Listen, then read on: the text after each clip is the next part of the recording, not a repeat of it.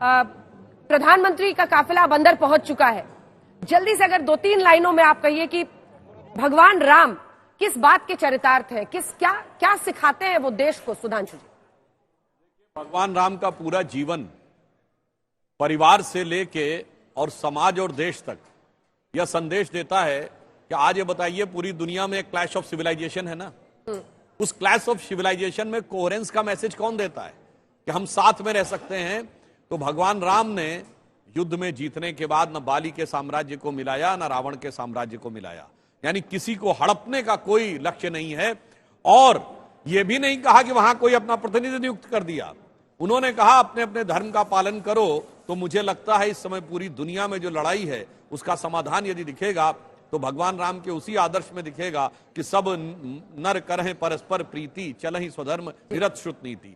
तो संपूर्ण विश्व में जो सब्जुगेशन, डोमिनेशन एंड एनेक्सेशन का दौर है वो भगवान राम के डिवोशन से, बिल्कुल। और ये डिवोशन का आप अगर मीटर होता तो आप देखते आज तक को तमाम सिनेमा हॉल्स में दिखाया जा रहा है और भारी तादाद में वहां पर फुल हाउस जिसे कहा जा सकता है, ये सभी लोग आज मौजूद है और आज तक को लगातार देख रहे हैं। फुल हाउस है ये तमाम सिनेमा हॉल्स में, जहां पर भारतवर्ष में कई जगहों पर इस पूरे प्रसारण को दिखाया जा रहा है जो हम आज तक पर कर रहे हैं। और ये परिचायक है कि भगवान राम की भक्ति इस देश में क्या है। चित्रा, आप दिखाइए अयोध्या नगरी इस वक्त कैसे हर्ष मना रही। जी अंजना, मैं दिखाना चाहूंगी यहाँ पर अयोध्या का किस तरह का अभी का नजारा है। सबसे अच्छी बात यहाँ की ये हुई, बीते 2 दिनों से दोपहर में धूप खिली हुई है और उस धूप से माहौल ऐसे, जरा जय श्री राम के नारे के साथ आप लोग बता दीजिए माहौल कैसा है।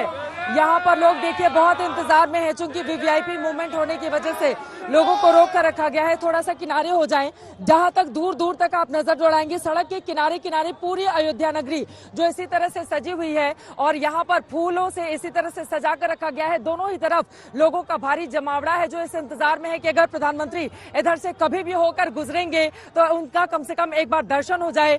कुछ लोग थे जो वक्त के सांचे में ढल गए, लेकिन प्रधानमंत्री नरेंद्र मोदी के बारे में इन लोगों की ओर से ये कहा जा रहा है कि उन्होंने वक्त का सांचा जिस तरह से बदला है, इनका यह मानना है कि नरेंद्र मोदी की वजह से ही संभव हो पाया है। जब इतना भव्य और बड़ा कार्यक्रम इस समय अयोध्या में आयोजित हो रहा है, 11 दिनों के तप के बाद प्रधानमंत्री की राम जन्मभूमि मंदिर में जाकर प्राण प्रतिष्ठा का ये कार्यक्रम अपने आप में अदम्य, अद्भुत और अलौकिक रहने वाला है, जिसका संपूर्ण भारतवर्ष वर्षों से इंतजार कर रहा था।